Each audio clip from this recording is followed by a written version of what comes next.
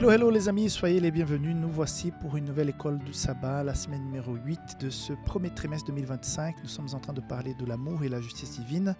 Nous avons finalement entamé ce sujet qui est le libre arbitre. Cette semaine, le titre justement, libre arbitre, amour et providence divine. Une leçon assez simple, mais assez importante parce que surtout certains qui sont nouveaux dans la foi peuvent parfois se poser des questions concernant ces sujets-là. Donc je pense que même si pour certains, on a déjà longuement parlé sur le sujet, c'est très intéressant d'y revenir parce que, mine de rien, il y a parfois un schéma de pensée, un réflexe que nous avons qui vont à l'encontre en fait de ce que nous croyons dans la parole de Dieu. Donc c'est assez intéressant de pouvoir revoir pour la plupart ce sujet. Avant d'entamer la leçon du sabbat après-midi, je voudrais t'inviter à faire partie de la famille Safélis. Nous avons une communauté sur YouTube. Donc, si tu n'es pas encore abonné à la chaîne, si le bouton est rouge en bas ici, si tu me regardes sur la tablette, l'ordinateur et le téléphone, je crois que partout le bouton est rouge. Si tu n'es pas encore abonné, donc je t'invite à appuyer sur ce bouton. Autrement, je t'invite aussi à faire partie de la communauté sur WhatsApp, Safélis Français. Sur notre communauté sur WhatsApp, tu peux recevoir rapidement donc, les liens pour les vidéos de façon quotidienne. Il y a la vidéo résumée qui est publiée normalement entre samedi et lundi. Et tous les jours, il y a donc la vidéo du jour. En plus des articles, quand il y a des promos, nous faisons aussi passer le mot par la communauté Safélis sur WhatsApp qui s'appelle Safélis Français. Donc pour rejoindre cette communauté, il faut juste appuyer en bas sur le lien depuis le téléphone et automatiquement tu peux rentrer dans la communauté WhatsApp. Je t'invite aussi à visiter notre site si tu es en dehors de l'Europe, safélis.com, mais si tu m'écoutes depuis l'Europe, publicationadventiste.com. Nous avons déjà des nouveautés. Je crois qu'il y a un matériel qui était pas mal recherché qui vient d'être livré. Mais là, pendant que j'enregistre, j'ai oublié. Je crois que c'est une Bible, la Bible du pasteur et de l'ancien qui était en rupture. Mais je pense qu'on a fait venir depuis la Thaïlande et voilà qu'elle est déjà à nouveau disponible. Si ma mémoire est bonne.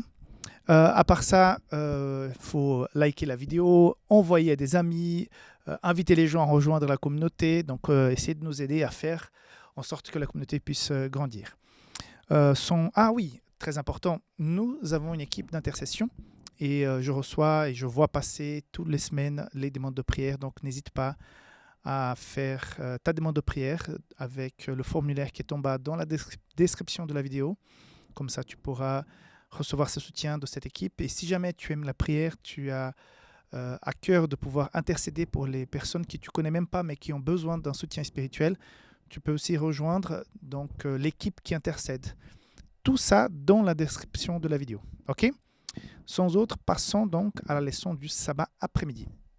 La leçon du sabbat après-midi nous ramène le verset de Jean 16, 33 comme verset mémorisé, qui dit ceci: « Je vous ai parlé ainsi pour que vous ayez la paix en moi.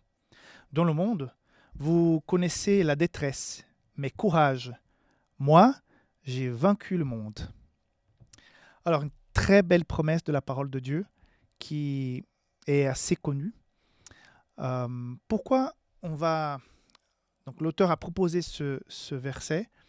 Parce que justement dans la leçon cette semaine, nous allons voir que on aurait souhaité que l'intervention divine soit toujours positive et soit toujours pour délivrer, pour sauver, pour éviter le mal, pour que plus aucune personne puisse souffrir sur cette terre, que plus personne puisse mourir par exemple sur cette terre. Et souvent, on est face à la réalité où souvent, même les croyants, même les gens qui sont extrêmement fidèles à Dieu, finissent pour en souffrir et même en périr par rapport au péché qui règne dans le monde. Et on commence à entendre, ah, c'est la volonté de Dieu. C'est Dieu qui a voulu ainsi. J'ai en mémoire un récit d'une situation où un père avait perdu un enfant suite à une maladie orpheline, une maladie rare. Et quelqu'un,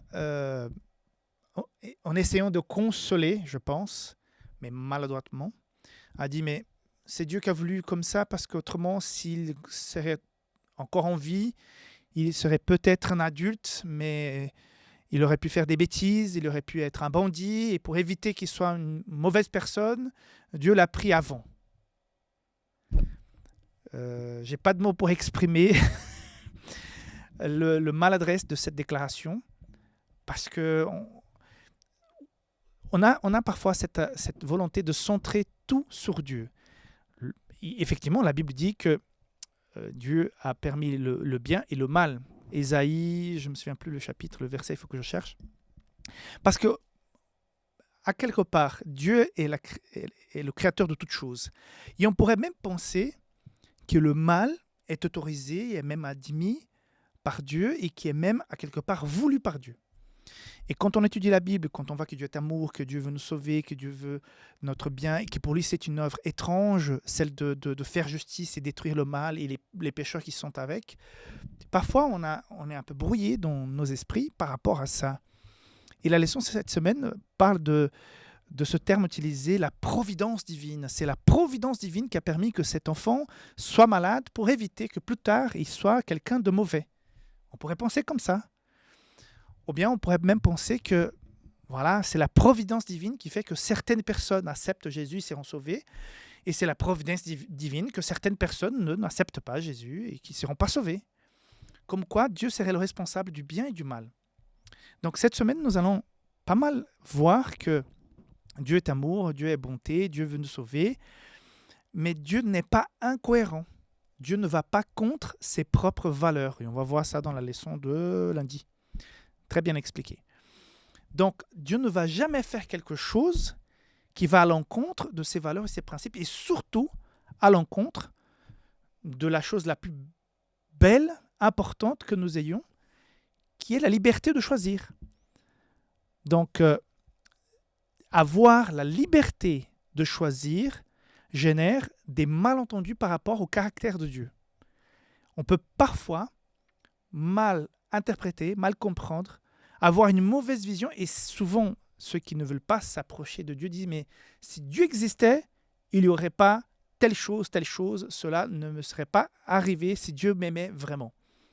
Et donc, on peut mal comprendre Dieu, mais il prend le risque d'être mal compris, quitte à payer, à avoir autant de personnes qui vont avoir ces mauvaises interprétations, que de perdre, de laisser tomber la chose la plus précieuse que nous ayons, qui est la liberté de choisir.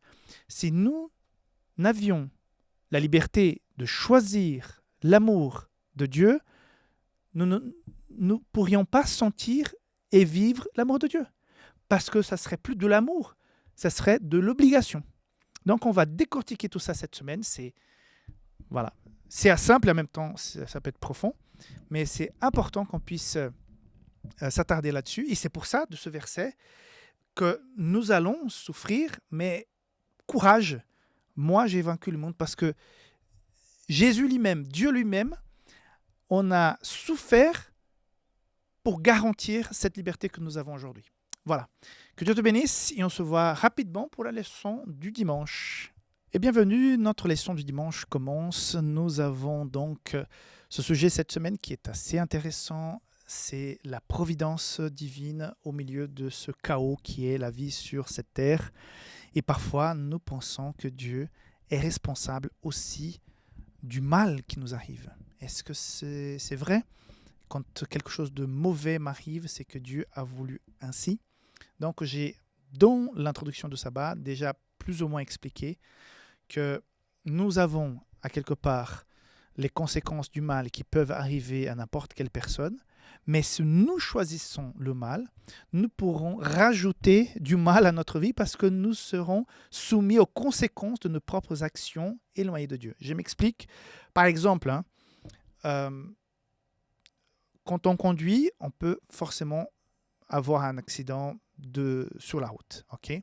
Mais si je conduis sous l'emprise de l'alcool à forte dose et je conduis à 180 à l'heure, les probabilités que j'ai un accident sont beaucoup plus importantes parce que j'utilise ma liberté pour faire quelque chose qui n'est pas l'idéal, n'est pas bon. Et elles sont tellement fortes et impactantes qu'elles augmentent la probabilité qu'une chose mauvaise m'arrive. Mais Dieu ne voudrait pas ni que le chrétien infidèle ait son accident de voiture, ni l'autre qui est loin de Dieu et agit de façon irresponsable ait non plus son accident. Dieu ne voulait le mal à personne. Sauf que pour que nous puissions vivre en toute liberté, choisir la vie, choisir Dieu, nous sommes dans cette situation. Nous sommes dans le libre arbitre pour pouvoir choisir. Parce que, encore une fois, je me répète, nous n'avons pas ici-bas la vraie vie. Nous sommes de passage.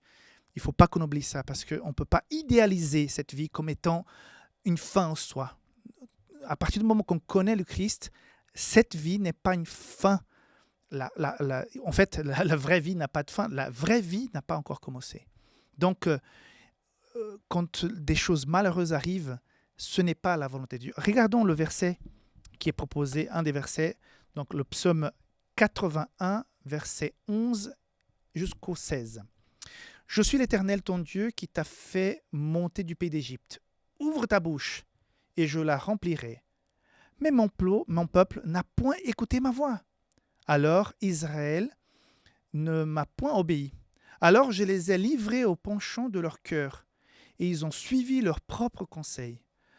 Oh, si mon peuple m'écoutait, si Israël marchait dans mes voies, en un instant, je confondrais leurs ennemis, je tournerai ma main contre leurs adversaires. » Donc, c'est-à-dire que Dieu est en train de dire quoi? Qui vaudrait le mieux pour chacun d'entre nous? Si nous vivions en relation, en communion constante avec Dieu, nous aurions cette bénédiction, cette protection, cette sagesse qui pourrait nous éviter beaucoup de mauvaises choses. Mais cela n'empêcherait pas que des tragédies et des problèmes nous atteignent. Et même avec le temps, même si on est tout tranquille à la maison, avec l'âge, la mort un jour va nous toucher. Parce que nous sommes dans un monde qui n'est pas encore le nôtre et qui est affecté par le péché. Mais si nous avions un Dieu qui aurait intervenu pour dire non, je dois tellement aimer, tellement protéger, que maintenant j'empêche que le mal arrive à toute personne. Et maintenant, il n'y a plus de choses mauvaises qui vont arriver aux personnes. Ça ne pourrait pas régler le problème du péché. Donc, Dieu s'empêche de nous forcer. À partir de ce moment-là, nous ne serons pas libres. Donc, les arguments de Satan au ciel, ils auraient un fondement.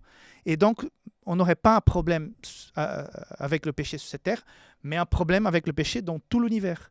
Donc, c'est un peu contradictoire parce que Dieu est bon, Dieu est merveilleux. On voudrait que Dieu nous protège de toutes choses, mais Dieu est tellement bon qu'il va se limiter à ne pas empêcher que le mal soit éradiqué de la terre. Et pour cela, le projet du salut en Jésus-Christ doit être accompli jusqu'à la fin. Et non, il n'a pas prévu certains pour être sauvés, d'autres pour être perdus. Il a prévu que tout et chacun puisse choisir le salut et la nouvelle vie en Jésus. Mais voilà, chacun fait comme il veut, chacun choisit sa voie.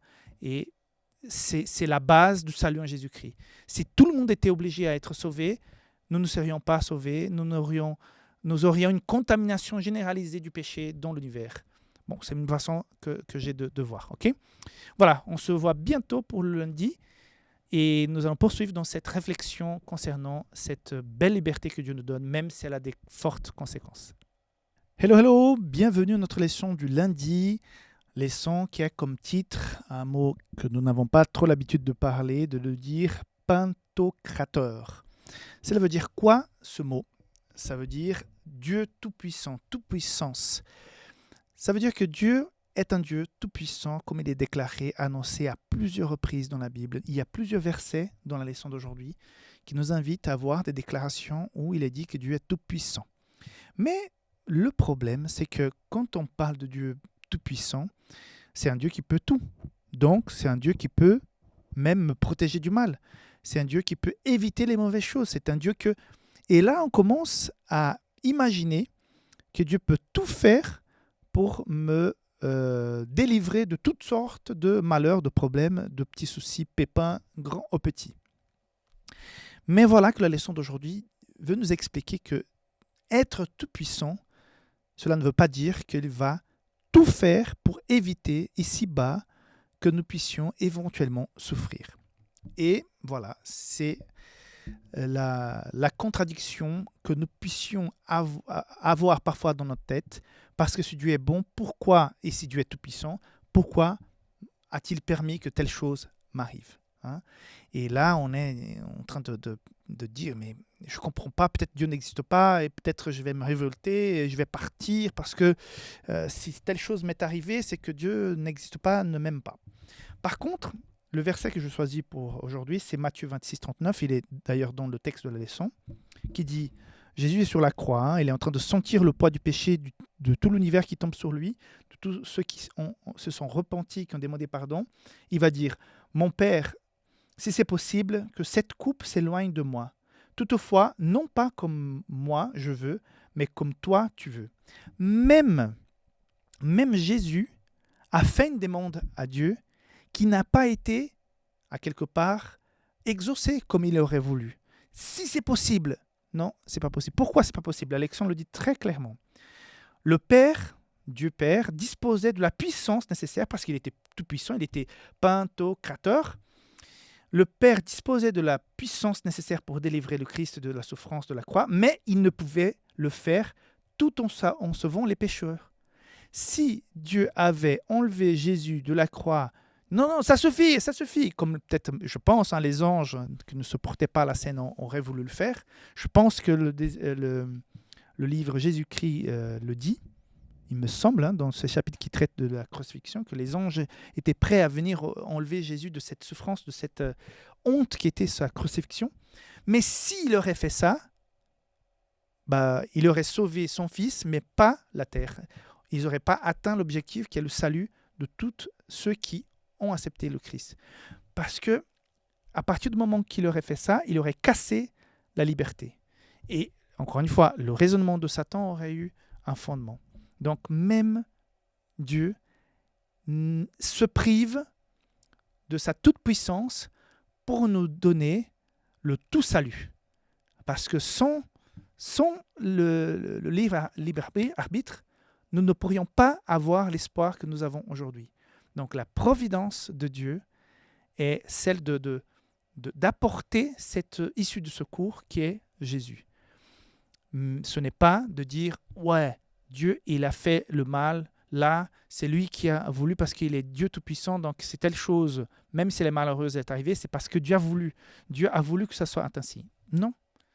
Dieu aurait voulu que Jésus, son fils, meure sur la croix de la façon comme il est mort? Non, certainement pas. Mais c'était la seule chose qu'il fallait, qui pouvait être faite.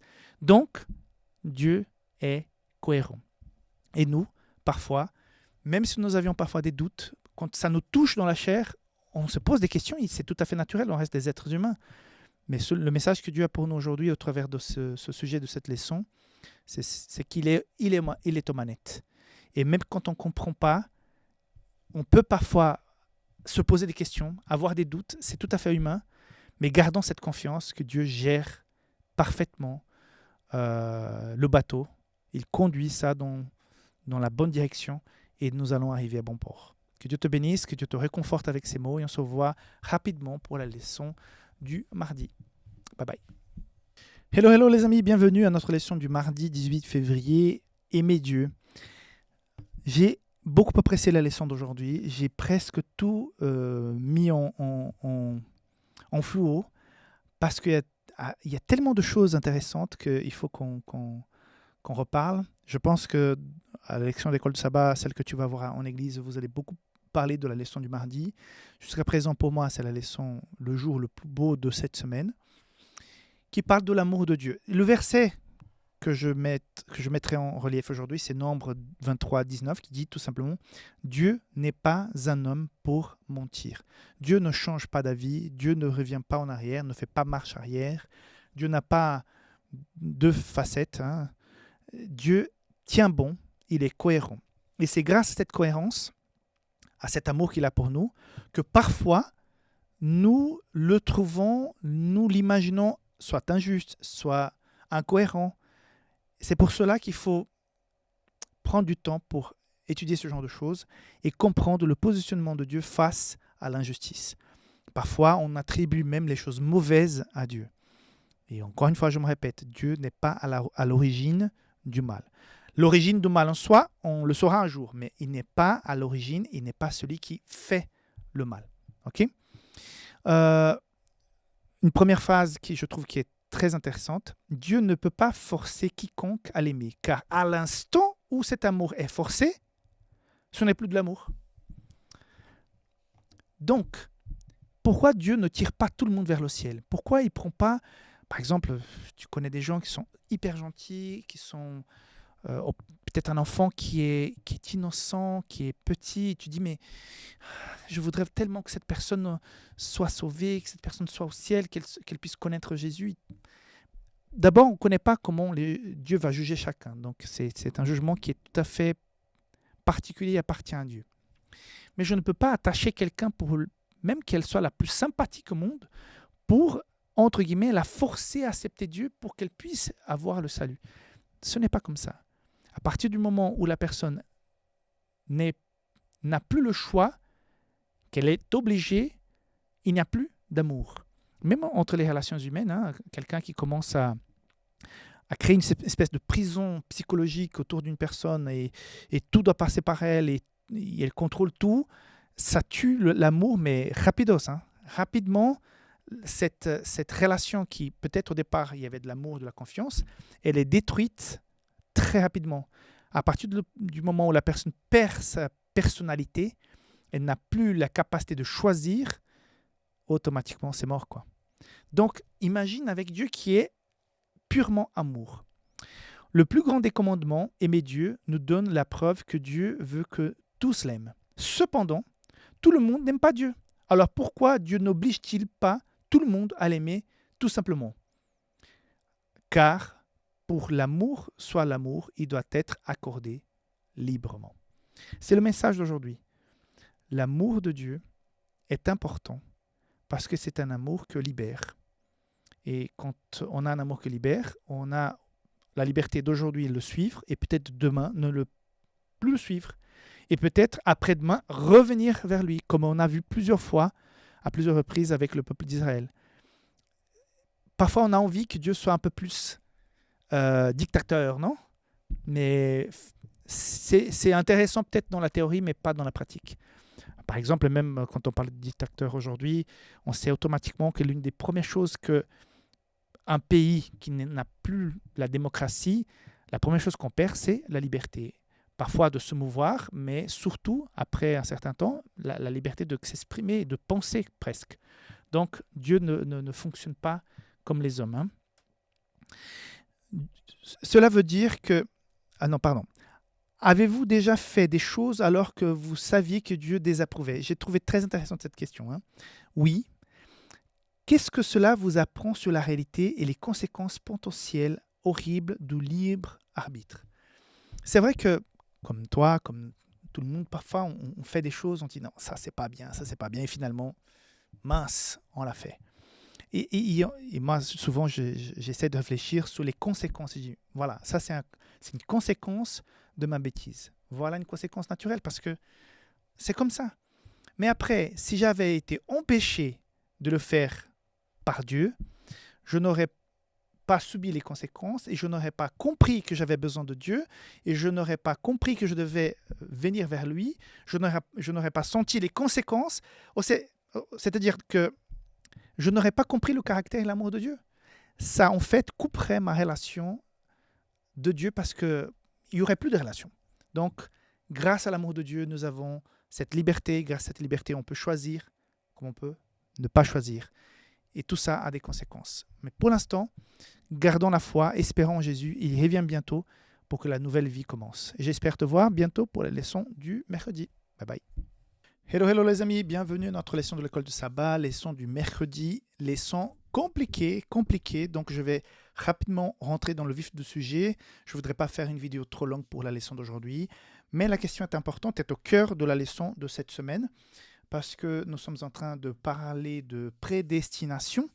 Et justement, Éphésiens chapitre 1, versets 7 à 11, mais surtout le 11, nous pose parfois des problèmes parce qu'on a l'impression qu'on découvre ici que tout à coup, nous sommes prédestinés soit au salut, soit à la perdition. Le verset 11 dit ceci. En lui, nous sommes aussi devenus héritiers. Jusqu'à là, pas de souci. Ayant été prédestinés, suivons la résolution de celui qui opère toutes choses d'après le conseil de sa volonté. Waouh! Je viens de découvrir en lisant la deuxième partie de ce verset que voilà, peu importe ce que tu fasses, les choix que tu puisses faire dans la vie, tu es prédestiné soit au salut, soit à la perdition.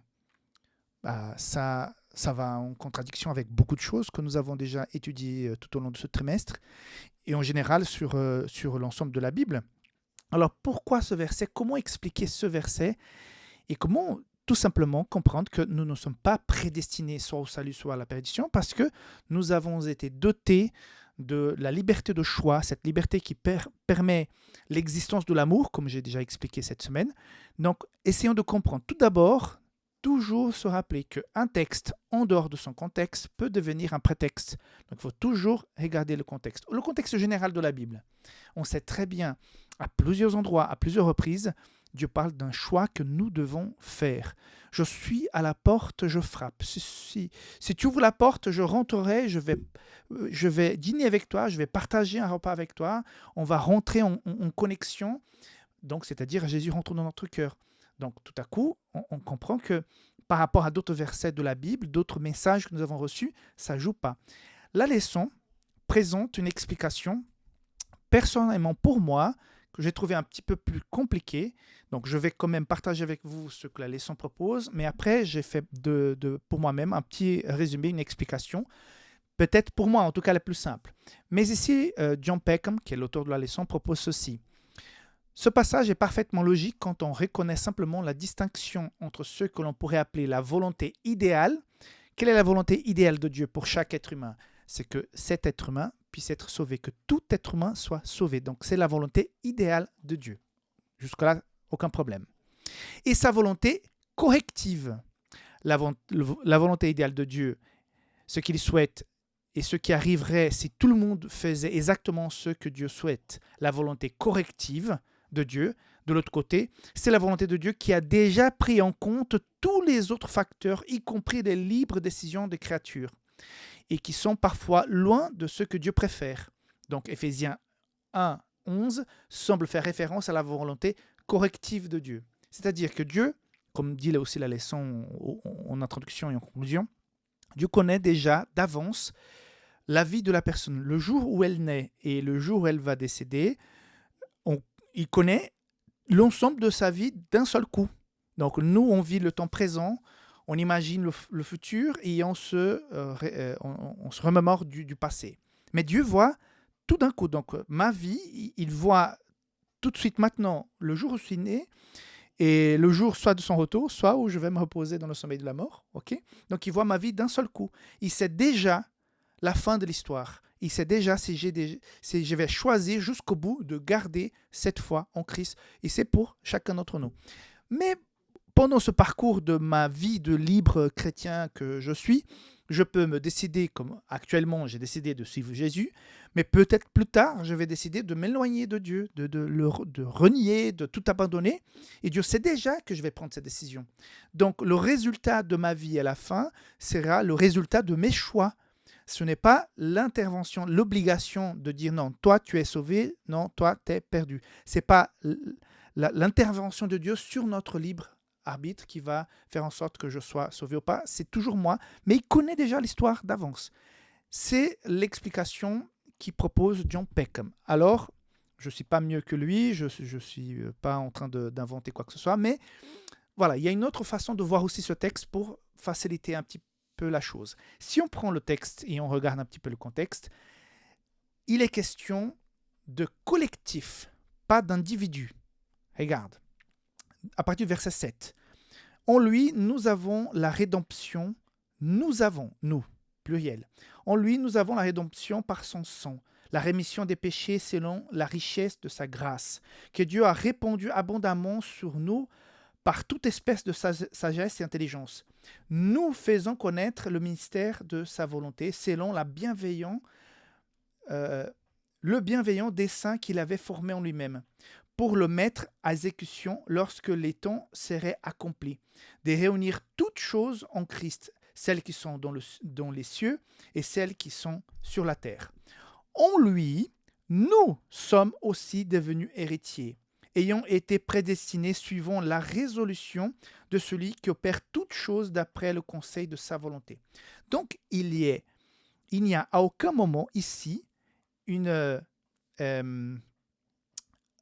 sujet qui est en train d'expliquer que lui, il est prédestiné. On est en train de parler d'un plan collectif. Donc Paul s'adresse à nous, la famille de Dieu, à nous les chrétiens, à nous qui sommes engagés. Ça veut dire quoi? Que Paul va parler ici du plan général du salut. Pour ceux qui sont en Christ, cela signifie que Dieu a prédestiné un groupe. Quel groupe? Les croyants en Christ, ceux qui sont attachés à lui, ceux qui ont déjà décidé. Donc, entre guillemets, si tu fais partie de ce groupe qui a pris cette décision de suivre Jésus, ce groupe, il est prédestiné au salut. Donc, c'est de ça que Paul est en train de parler. Il est en train de parler. L'Église, elle est prédestinée au salut et ceux qui y sont membres aussi. Ça ne veut pas dire que si ton nom est sur la liste de l'Église, tu seras sauvé. Mais en tout cas, c'est la vision que Paul a pour son Église. Donc, voilà, il nous a prédestinés, chère Église, que nous soyons sauvés. Donc, ça, c'est une chose. Dire, tu es prédestiné à être sauvé et quoi que tu fasses, tu seras sauvé. Donc, on est vraiment sur deux registres différents. Paul parle d'un groupe. Ok? Le salut est donc accessible à tous ceux qui choisissent librement d'être en Christ. Donc, qu'est-ce que nous dit Jean 3,16, le verset le plus connu de la Bible, qui résume tout l'Évangile, toute la Bible? Car Dieu a tant aimé le monde qu'il a donné son Fils unique afin que quiconque croit en lui ne périsse point, mais qu'il ait la vie éternelle. Bon, on connaît ça par cœur. Donc, voilà, si tu le connais et tu prends la décision, tu seras sauvé. Donc, à aucun moment on voit dans ce verset, et bien d'autres, par exemple, j'ai encore ici, Timothée chapitre 2, versets 3 et 4. Cela est bon et agréable devant Dieu notre Sauveur, qui veut que tous les hommes soient sauvés et parviennent à la connaissance de la vérité. Donc, Dieu souhaite que tous les hommes soient sauvés, mais tout dépendra de leur décision. Pierre 2,3. Dieu use de patience envers vous en ne voulant pas qu'aucun périsse, mais voulant que tous arrivent à la repentance. Pourquoi arriver à la repentance? Pour pouvoir accéder au salut. Parce que sans repentance, il n'y a pas de salut. Donc le désir de Dieu, c'est qu'on puisse avoir... Donc il ne nous a pas prédestinés pour... Toi, cette équipe, elle est sauvée, ce groupe-là, il est perdu. Non, les chrétiens, on est censés avoir cette espérance du salut, donc nous sommes prédestinés, entre guillemets, au salut, mais on n'est pas individuellement pointé pour dire tu es sauvé, tu es perdu.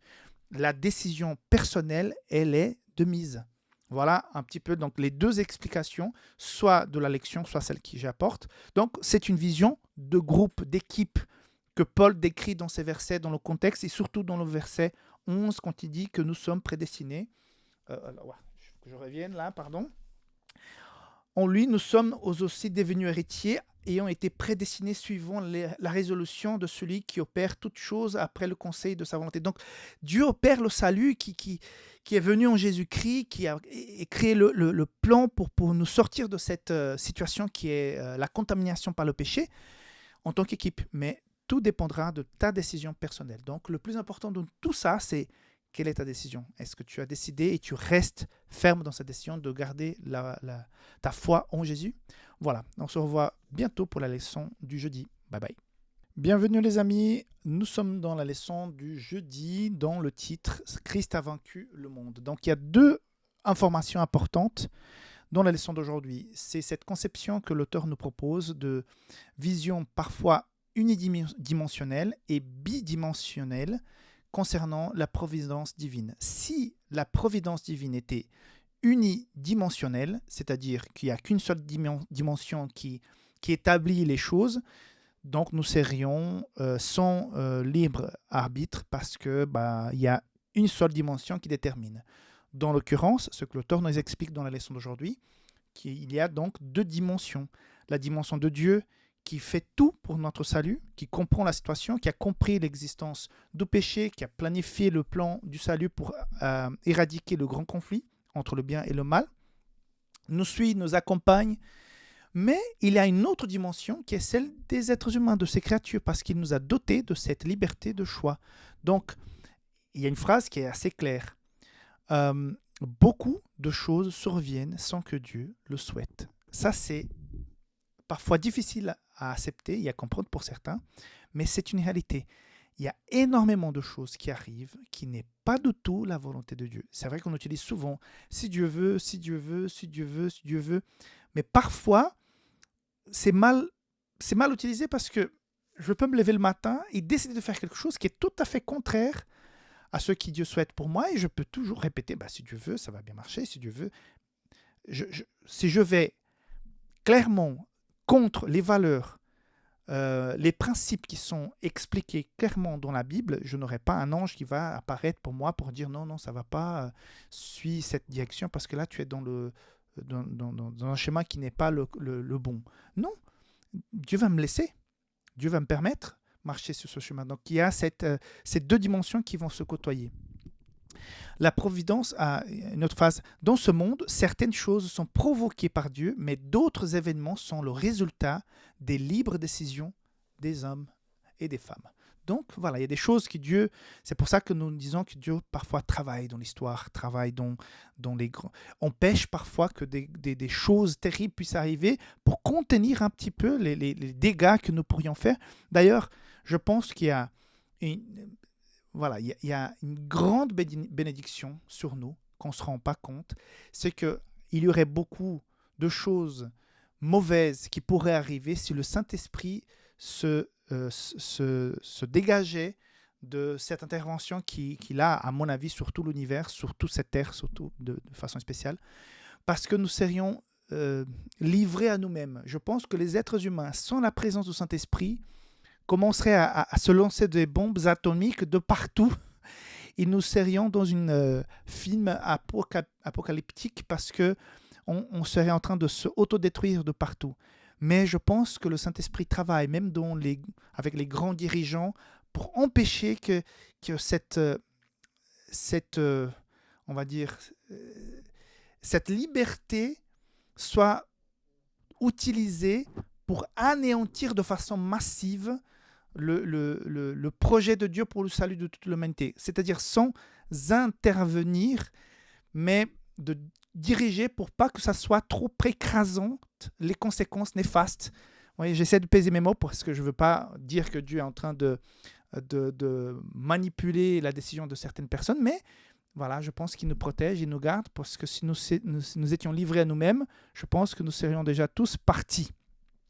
Une autre chose qui est dit dans la leçon d'aujourd'hui, donc on revient sur Jean 16, 33, qui dit « Je vous ai dit ces choses afin que vous ayez la paix en moi.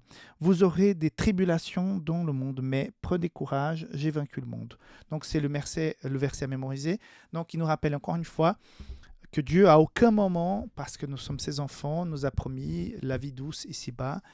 Dieu dit, voilà, vous allez affronter des problèmes, mais j'ai vaincu. Ça veut dire quoi? Ça veut dire que Dieu nous dit, écoute, ça va parfois faire mal, mais je serai avec toi, et je pourrais même, si tu as la foi, si tu as le courage, je pourrais même changer ces mauvaises choses en des bonnes choses. Parfois, il y a des choses négatives qui nous arrivent, mais on voit avec le temps que cet événement négatif nous a préparés, nous a fait mûrir, nous a changé pour qu'on puisse être mieux préparés à d'autres choses qui ont été une bénédiction. Souvent, c'est dans des épreuves difficiles qu'on sort plus grand, pour affronter la vie, pour comprendre certaines choses.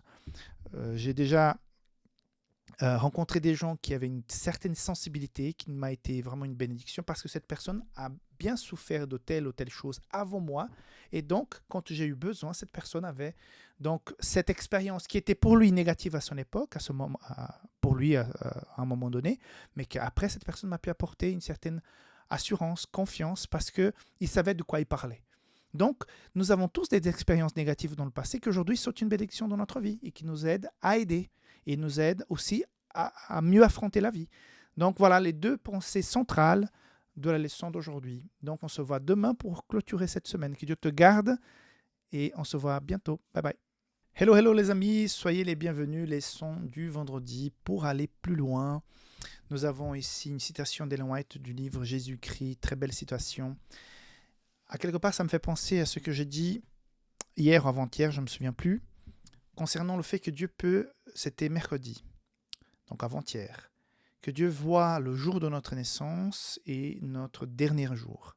Donc il voit notre vie, sa timeline d'un seul coup. De la même manière qu'il voit notre existence, il sait les décisions que nous allons prendre, il sait si nous serons sauvés ou pas, parce qu'il sait ce que nous allons décider, entre guillemets, concernant si nous acceptons ou pas son amour. Okay? Mais Dieu aussi voit la même chose dans l'existence de Lucifer. Dieu a vu le jour où Lucifer a été créé, parce qu'il est une créature, et il a vu le jour où le mal a commencé dans son cœur. Il voyait déjà sa rébellion, cette bataille dans le ciel, les attaques vers l'humanité qui ont finalement contaminé cette terre avec le péché. Et il voit aussi le jour du jugement final quand le mal sera détruit et ça sera le dernier jour de Satan et de tous ses démons, les anges déchus. Donc Dieu voit aussi de la même manière Lucifer. Ça nous amène à réfléchir à une chose. Le plan de salut, pour régler le problème du péché, ce n'est pas un truc qui a été décidé à la va-vite parce qu'on a vu tout à coup que les choses ne jouaient pas. En ayant cette capacité, et Ellen White dit, dès l'origine des temps, c'est quand le début de l'existence de Dieu, il n'y a pas de début. Mais elle va, pour que nous puissions comprendre, dès l'origine des temps, Dieu savait que cette créature qui allait, à mon avis, allait être créée, donc Dieu voyait ça avant la création de Lucifer, que cela allait se passer comme ça, mais il a établi à ce moment-là la chose la plus merveilleuse, la plus belle, donc le plan du salut en Jésus-Christ. Donc de la même manière que Dieu nous voit, il prépare tout pour qu'on puisse choisir le salut. Il a tout fait pour que Lucifer puisse revenir en arrière et laisser tomber cette idée de rébellion et de péché. Malheureusement, il ne l'a pas fait. Donc, il est déjà condamné.